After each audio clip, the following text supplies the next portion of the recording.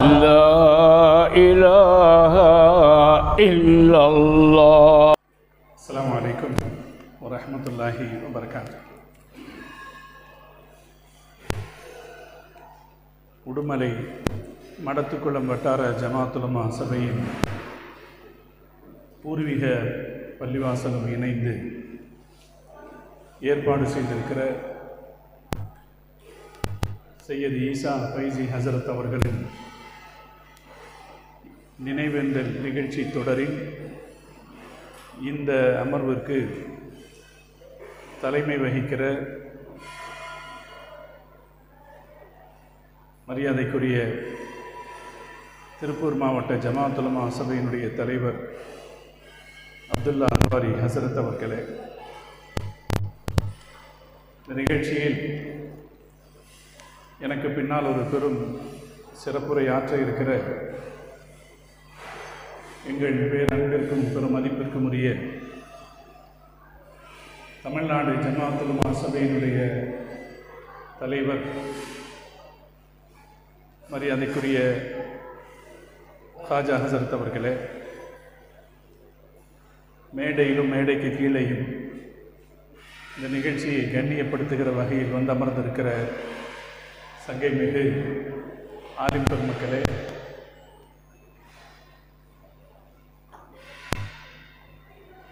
அருமையான பெரியவர்களே, இந்த நிகழ்ச்சிக்கு காரணமாக இருக்கிற மரியாதைக்குரிய நம்முடைய ஈசா ஹசரத் அவர்களுடைய மன்னரை வாழ்வையும் மறுமை வாழ்வையும்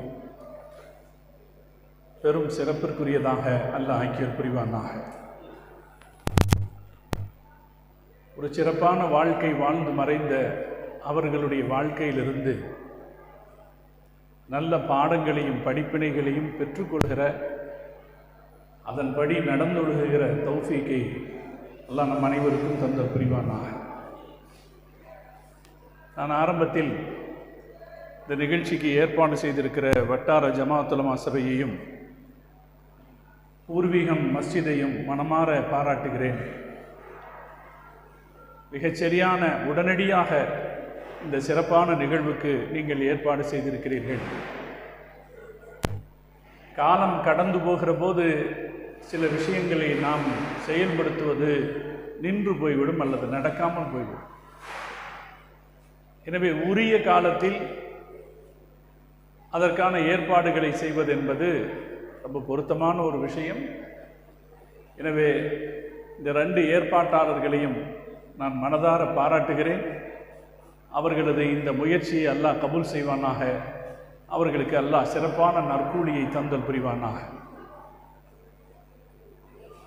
ஈசா ஹசரத் அவர்களுடைய வாழ்க்கை ஒரு சிறப்பான வாழ்க்கை. நாம் எல்லோரும் சிறப்பாக வாழ வேண்டும் என்று ஆசைப்பட வேண்டும். ஏதோ பிறந்தோம் வாழ்ந்தோம் என்று வாழ்ந்து விடாமல் புகழ்பெற்ற வாழ்க்கையாக வாழணும்னு ஆசைப்படணும். 4 பேர் புகழாக விட்டாலும் கூட சிறப்பாக வாழணும்னு நம்ம எல்லாரும் ஆசைப்படணும். அப்படி ஆசைப்படணும் அப்படிங்கிறதுக்கான ஒரு முன்னுதாரணமாக ஈசா ஹசரத் இருக்கிறார். 3 விஷயத்தை நான் ஹசரத்திட்ட பார்க்குறேன்.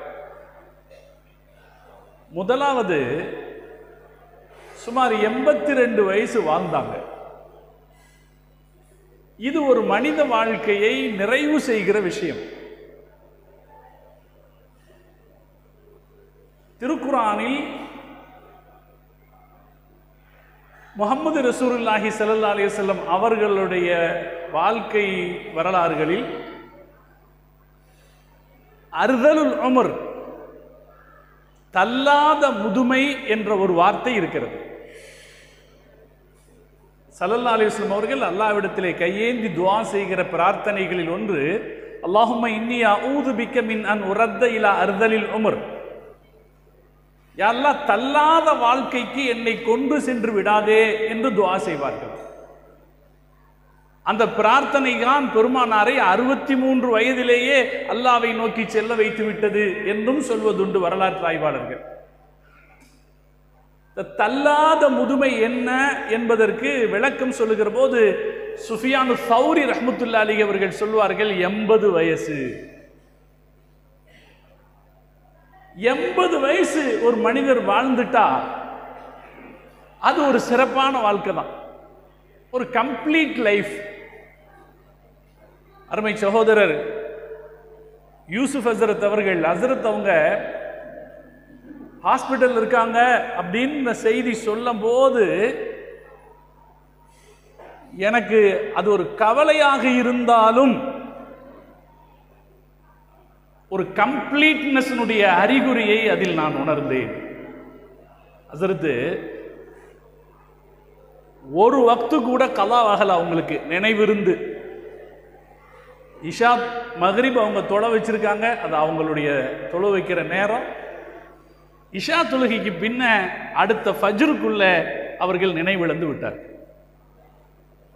82 வயசு இல்லையா? 82 வயசு வாழ்ந்து இந்த நிலையை அடைந்து சூழ்நிலையில இப்படி ஒரு செய்தி வரும்போது இது மனசுக்கு கஷ்டமாக இருந்தாலும் கூட எனக்கு தோணுனது,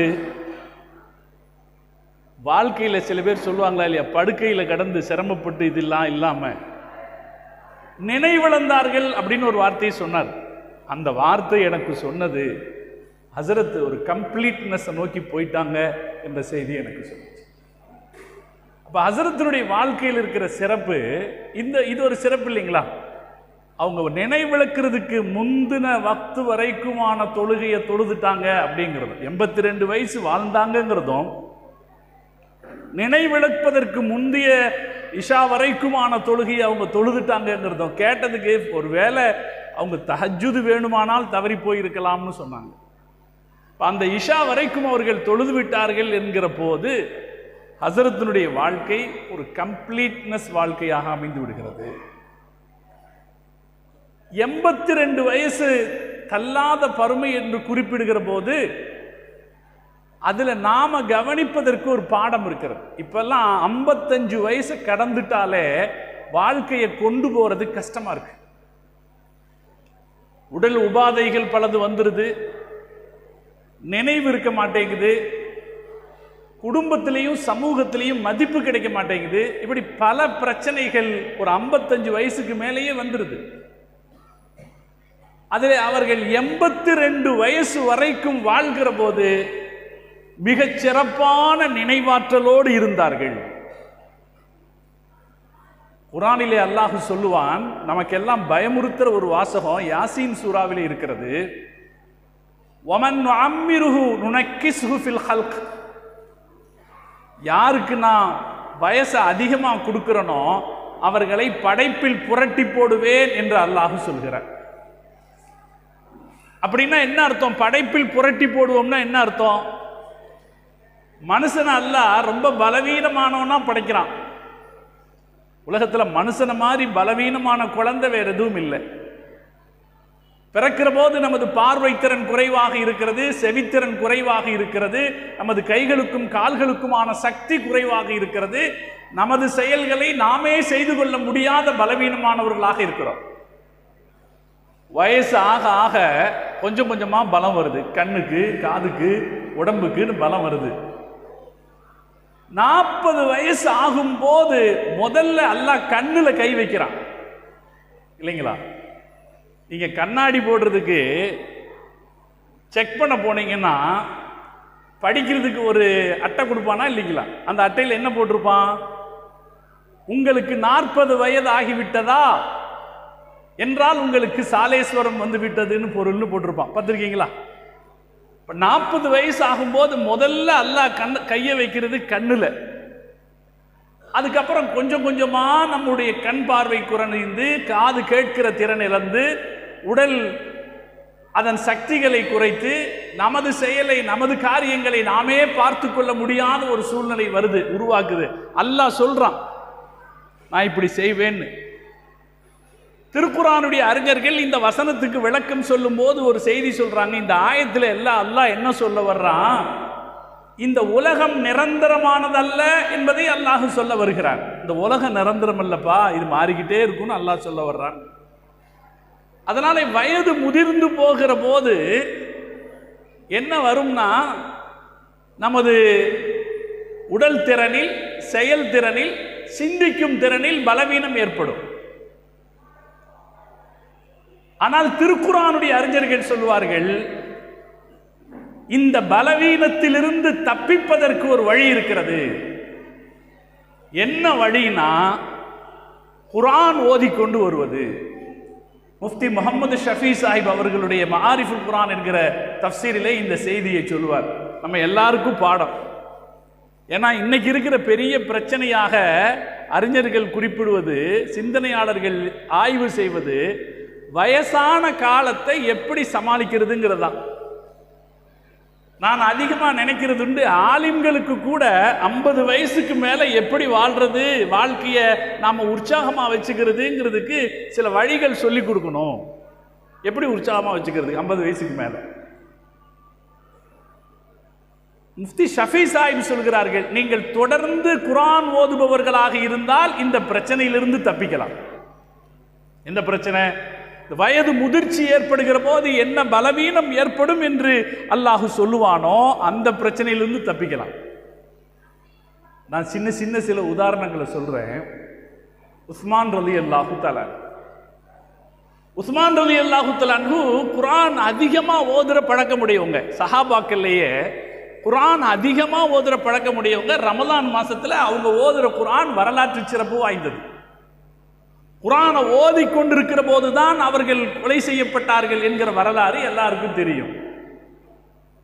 ஹலீஃபாக்கள்லேயே அதிக வயசு வாழ்ந்தவர்கள் உஸ்மான் ரலியல்லாஹு அன்ஹு தான். 80 வயசு வாழ்ந்தார். நான் ஒரு பட்டியல் நம்ம யோசிக்கிறதுக்கு பொருத்தமாக இருக்கும். உஸ்மான் ரலியல்லாஹு அன்ஹு 80 வயசு வாழ்ந்தார். அதற்கு அவர்களுடைய குர்ஆன் ஓதுதல் ஒரு காரணமாக இருக்கலாம்.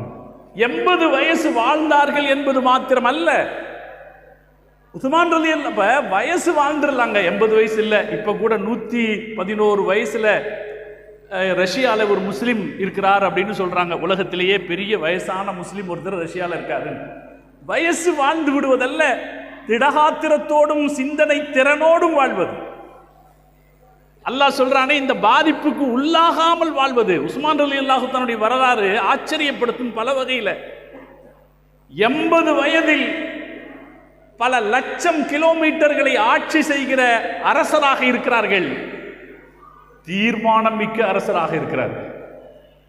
உஸ்மான் ரலியல்லாஹு தன்னுடைய வரலாறு படிச்சா அவங்க தான் முஸ்லிம்கள் கப்பல் படை வைத்துக் கொள்ள அனுமதி கொடுத்தவர்.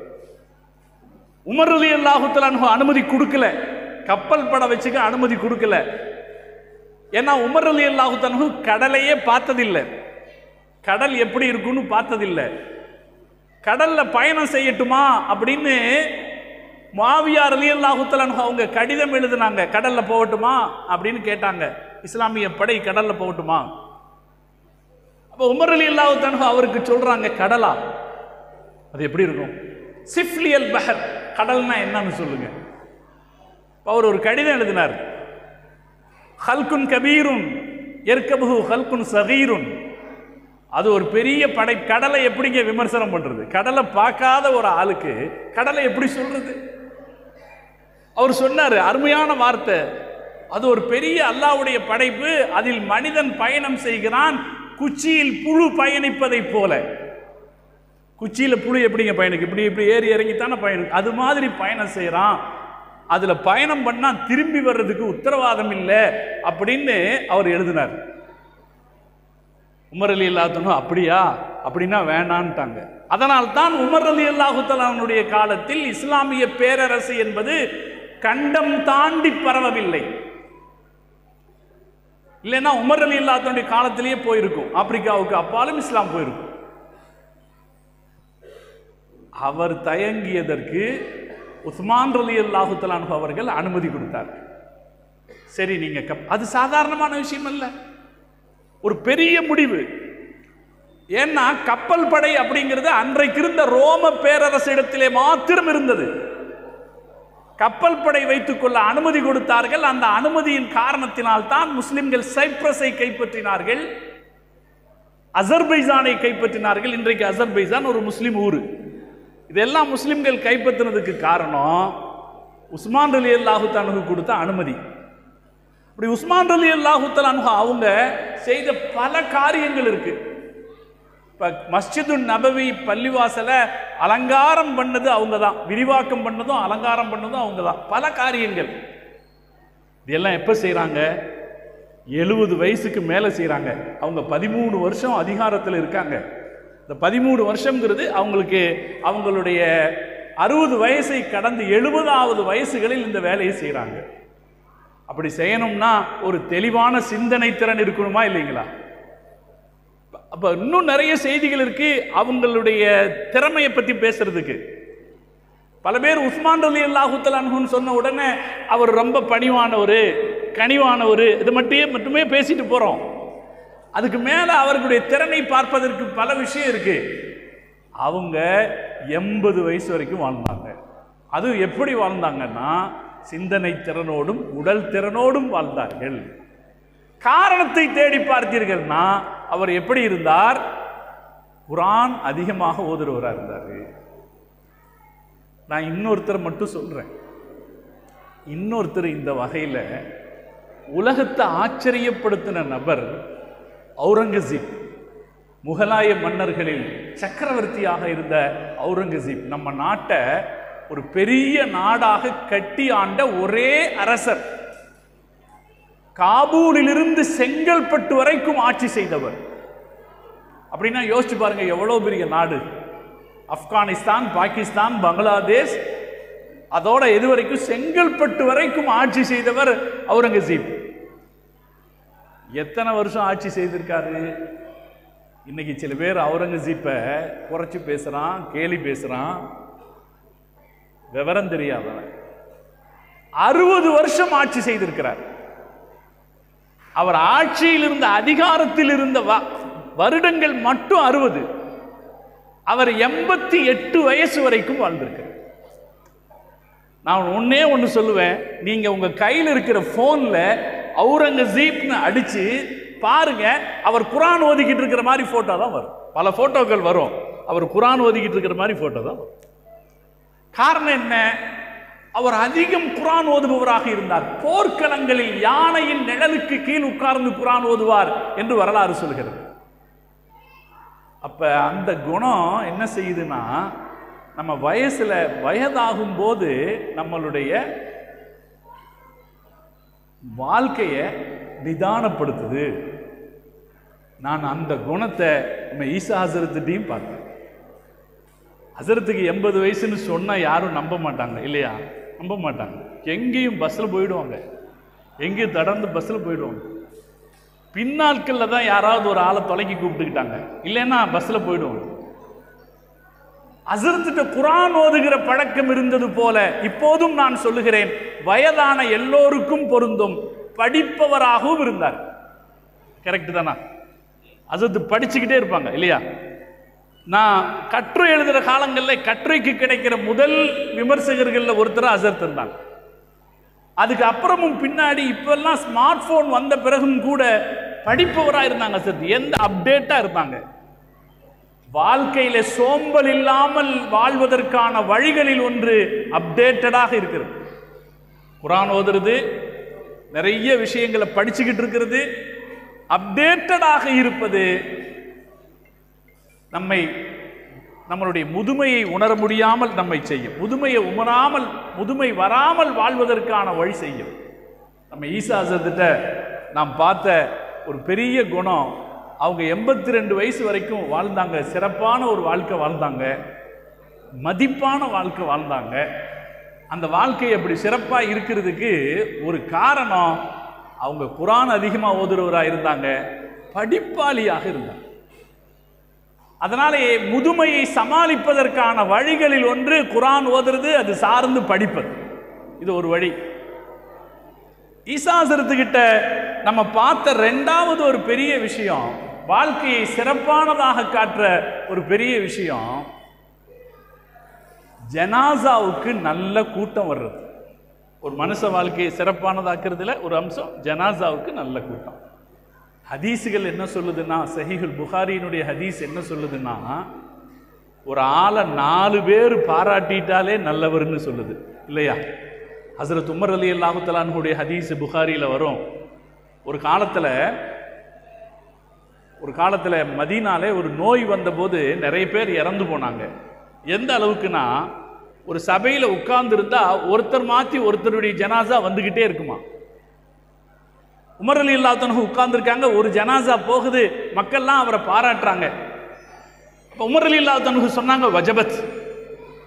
கொஞ்ச நேரத்தில் வேறொரு ஜனாசா வருது, மக்கள் அவரை பாராட்டினாங்க. அப்போ உமர் ரலியல்லாஹு அன்ஹு சொன்னாங்க வஜபத். கொஞ்ச நேரத்தில் இன்னொரு ஜனாசா வந்தது, அப்போதும் அவர்கள் வஜபத்துன்னு சொன்னாங்க.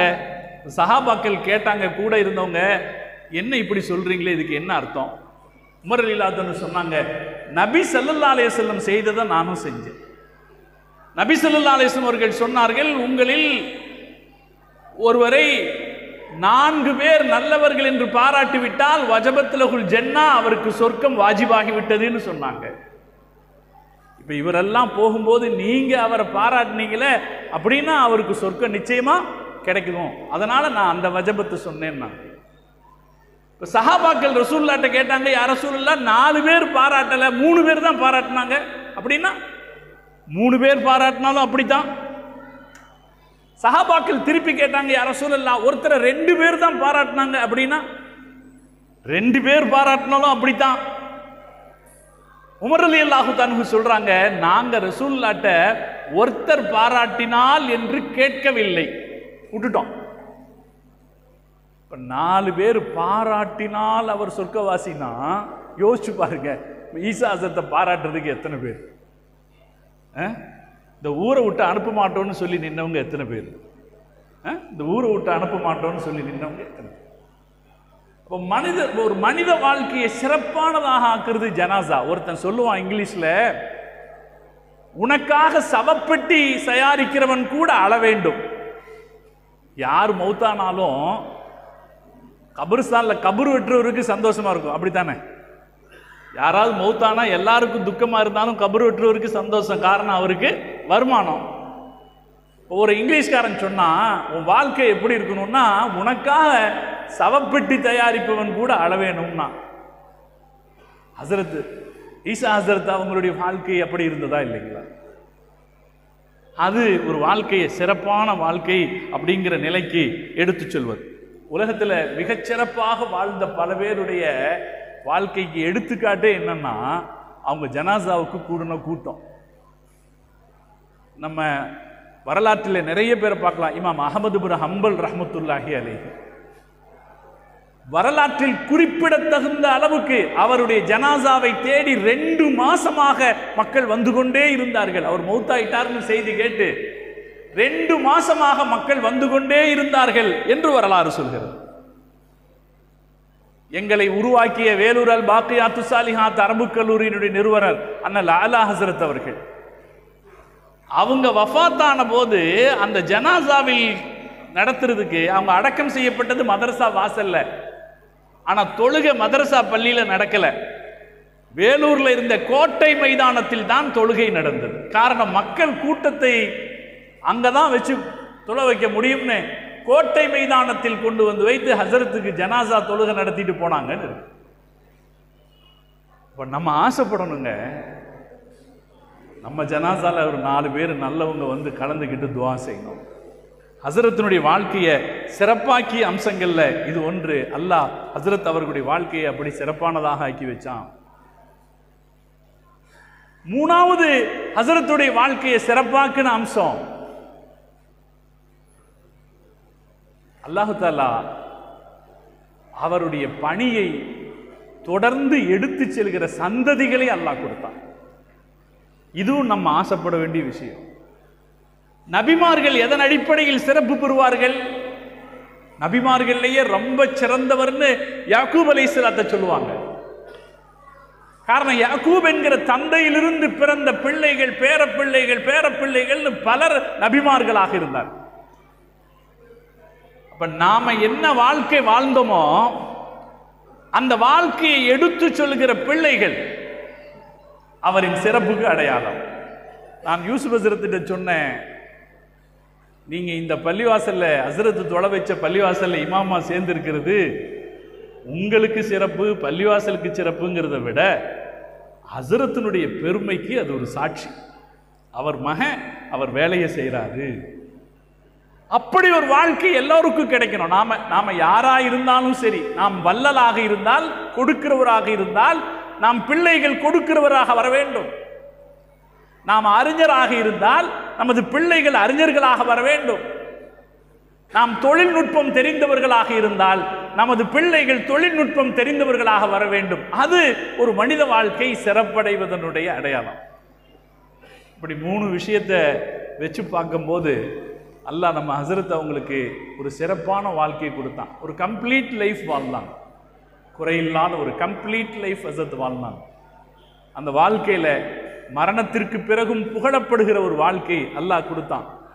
அதே போல அவர் என்ன பணியை ஆற்றினாரோ அந்த பணியை எடுத்து செல்கிற மக்கள் செல்வங்கள் அல்லாஹ் கொடுத்தான். தீனை வளர்க்கிற பணி, ஒருத்தர் இமாமாக, ஒருத்தர் மதரசா அரபு கல்லூரி உஸ்தாதாக இருக்கிற பணியை அல்லாஹ் கொடுத்தான். ஹஸ்ரத்திலிருந்து நிறைய பாடங்களை ஆலிம்கள் எடுத்துக்கணும். அவங்களுடைய இடைவிடாத சுறுசுறுப்பு, அந்த படிப்பு, எனக்கு புரிஞ்சது ரொம்ப படிப்பு. எந்த ஒரு செய்தியும் அவங்களுக்கு தெரியாமல் இருக்கும்னு எனக்கு சொல்ல தெரியல. ஒரு விஷயத்தில் நிலைச்சு நிற்கிறது முக்கியம். ஒரு பெருமை கிடைச்சிடும். ஹஸ்ரத் ஜமாத்துல்மால கடைசி வரைக்கும் பெரிய பொறுப்பில் இருந்தாங்க. ஜமாத்துல்மாவுடைய நிர்வாகிகளுக்கு பாராட்டணும். பெரும்பாலும் இந்த பகுதியில் இருக்கிறவங்க மாநில ஜமாத்துல்மா சபைகளில் கண்டுகொள்ளப்பட மாட்டாங்க. மாநில ஜமாத்துல்மா சபைகளில் அதில் பெரிய இடத்துக்கு வர்றதா இருந்தால் அது ஒரு சில இதாக இருக்கும். ஆனால் இங்கே இருக்கிறவங்களை, இப்போது இருக்கிறவங்க கண்டுகொண்டு அவர்களுக்கு, நான் எதுவும் குறை சொல்லலை. நான் ஹஸ்ரத்தை கண்டுபிடிச்சி இந்த மாதிரி ஒரு அந்தஸ்தை கொடுத்தது அது ஒரு மனுஷனுடைய நிலைத்தன்மைக்கு கிடைக்கிறது. இல்லைன்னா 80 வயசில் கொண்டு போய் மாநில ஜமாத்துலமால அந்த கூட்டம், எந்த கூட்டத்துக்கு வந்துடுவாங்க, அவர் சொன்ன மாதிரி எந்த கூட்டத்துக்கு போயிடுவாங்க. ஆனால் இந்த பொறுப்பு கிடைச்சதுமே ஒரு வாழ்க்கையினுடைய கம்ப்ளீட்னஸை கொண்டு வந்து சேர்க்குதா இல்லைங்க, ஒரு பரிபூர்ணத்துவம். அல்லாஹ் ரசூலுல்லாஹ்வுக்கு சொன்ன மாதிரி வாழ்க்கை ஒரு பரிபூர்ணத்துவத்துக்கு கொண்டு போய் சேர்க்குதா இல்லைங்க. இந்த பரிபூர்ணத்துவத்தை நம்ம ஹஸ்ரத்தினுடைய இதுலேயும் பார்க்குறோம். பல முன்னுதாரணங்கள் இருக்குது. லைஃப்பில் எஸ்டாபிலிட்டி, நிலைச்சு நிற்கிறதுங்கிறது ரொம்ப யோசிக்கணுங்க. இப்போ சமீபத்தில் நான் ஒரு புஸ்தகம் படித்தேன், ஸ்கை ஹை அப்படின்னு ஒரு புஸ்தகம். அதை படிக்கல, அது இங்கிலீஷில் இருக்குது. அதை பற்றி ஒரு விமர்சனம் படித்தேன். அதில் அவன் எதை பற்றி சொல்கிறான், இண்டிகோ ஃப்ளைட் கம்பெனியினுடைய வரலாற்று சொல்கிறான். இண்டிகோக்காரன் வரலாற்று சொல்கிறான். இண்டிகோ தொடங்கின காலத்தில் பல விமான நிறுவனங்கள் இருந்துச்சு. ஜெட்லைட்னு ஒன்று இருந்துச்சு, வேறு பல நிறுவனங்கள் இருந்துச்சு, எல்லாம் காணோம். ஆனால் இண்டிகோ நிறைய இருக்குது. விமானத்தலங்களில் இண்டிகோவை பார்க்கும்போது சந்தோஷப்படுவேன், காணால் அதுவாவது இருக்குது அப்படிங்கிறதுக்காக சந்தோஷப்படணும். அது நிலைச்சு நிற்குது, நிறைய ஊர்களுக்கு போயிட்டுருக்கு. அதுக்கு காரணம் சொல்லும்போது சொல்கிறான், அவன் ஒரு விஷயம் முடிவு பண்ணால் செலவை குறைக்கணும். செலவு குறைக்கிறதுக்காக என்னெல்லாம் பண்ணான்னா ஆச்சரியமான வழிகளை சொல்கிறான். செலவு குறைக்கிறதுக்கு என்னெல்லாம் பண்ணான்னா, சூடான உணவு கொடுக்க மாட்டான். இண்டிகோவில் போனால் எல்லாருக்கும் தெரியும், இண்டிகோனால சூடான உணவு, சுட சுட சாப்பாடெல்லாம் கிடைக்காது. காரணம் என்னன்னா, இண்டிகோ ஃப்ளைட்டில் அவன் கிடையாது. அவன் சூடாக்குறதுக்கான அவன் இருக்கும் இல்லையா, அவன் கிடையாது இண்டிகோ ஃப்ளைட்டில். அதுக்கு காரணம் சொல்கிறான், ஒரு அவன் 60 கிலோ இருக்குமா, ஒரு அவன் 60 கிலோ, 4 அவன் வைக்கணும். 4 அவன் வச்சா, ஆமாம் எனக்கு கொஞ்சம் கணக்கு வராது, 240 கிலோ. 4 அவனுக்கு 6000 ரூபா செலவு. ஒரு அவனுக்கு மொத்தமாக ஒரு ஃப்ளைட்டுக்கு 6000 ரூபா செலவு.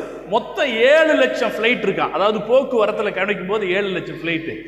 7 லட்சம் ஃப்ளைட்டில் அவன் வைக்காததுனால ஒரு வருஷத்துக்கு 400 கோடி ரூபாய் மிச்சம் வரும்.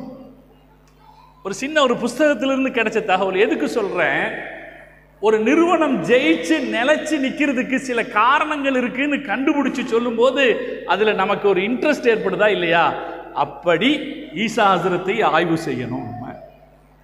அவர் இந்த காரியத்தில் நிலைச்சு நின்று 82 வயசு வரைக்கும் அவர் இருந்து இஷா தொழுதுட்டு போயிட்டு அடுத்த நாள் அவர் வஃபாத் ஆகிற ஒரு மரணத்தை சந்திக்கிற ஒரு சூழ்நிலை வரைக்கும் ஆரோக்கியமாக உற்சாகமாக இருப்பாங்க ஹஸரத். உற்சாகமாக உபயோகமாக அவர்கள் வாழ்ந்தார்கள் என்பது ஒவ்வொரு விஷயமும் ஆய்வுக்குரியது. நான் உடுமலை வட்டார ஜமாஅத்துல் உலமா சபையை கேட்டுக்கொள்வேன், வருஷத்துக்கு ஒரு தடவை ஹஸரத் பேரால ஒரு நிகழ்ச்சி வைங்க. அந்த நிகழ்ச்சியில ஆலிம்கள் உற்சாகமா செயல்படுறதுக்கு என்ன தேவை அப்படின்னு சொல்லிக் கொடுங்க. அது ஒரு பெரிய ஒரு நல்ல ஒரு வேலையாக இருக்கும். ஹஸரத்தினுடைய பெயரை நினைவில் வச்ச மாதிரி இருக்கும். அவங்களுடைய வாழ்க்கையை நம்ம மற்றவங்களுடைய வாழ்க்கையில கொண்டு வருவதற்கு அது ஒரு உதவியாகவும் இருக்கும் என்று கூறி அல்லாஹு தஆலா ஹஸரத் அவர்களுடைய அந்தஸ்தை உயர்த்தி வைப்பானாக. அவர்களுடைய மன்னரை வாழ்க்கையும் மறுமை வாழ்க்கையும் அல்லாஹ் சிறப்பானதாக ஆக்கி வைப்பானாக. அவர்களுடைய புகழை அல்லாஹ் நிலைக்க செய்வானாக. அவர்கள் காட்டிய சிறப்பான வழிமுறைகளை நமது வாழ்க்கையில் எடுத்து நடப்பதற்கு, அவர்களைப் போல ஒரு சிறப்பான வாழ்க்கை வாழ்வதற்கும் அல்லாஹ் நம் அனைவருக்கும் தௌஃபீக் செய்வானாக என்று கூறி, இந்த சபையிலே நான் சில வார்த்தைகளை ஹஸரத் அவர்களை பற்றி பேசுவதற்காக வாய்ப்பளித்தவர்களுக்கு என்னுடைய மனமார்ந்த நன்றியை தெரிவித்து நிறைகிறேன். வாஹிரு தஅவானா அல்ஹம்துலில்லாஹி ரப்பில் ஆலமீன். அஸ்ஸலாமு அலைக்கும் வரஹ்மத்துல்லாஹி வபரகாத்துஹு.